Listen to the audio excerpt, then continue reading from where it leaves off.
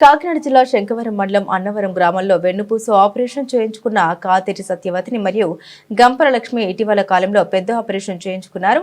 గంపల లక్ష్మి పలకరించి ఆరోగ్య వివరాలు అడిగి తెలుసుకుని వారి కుటుంబానికి చెరో 10,000 రూపాయలు ఇద్దరికి ఆర్థిక సహాయం అందజేసి వారి కుటుంబానికి ఏ కష్టం వచ్చినా అండగా ఉంటామని భరోసా కల్పించడం పత్తిపాడు నియోజకవర్గ వైఎస్ఆర్సీపీ నాయకులు మరియు నర్సాపురం పార్లమెంటరీ పరిశీలకులు మరియు MMR charitable trust chairman Shri Mudunuri Muralikrishnam రాజు.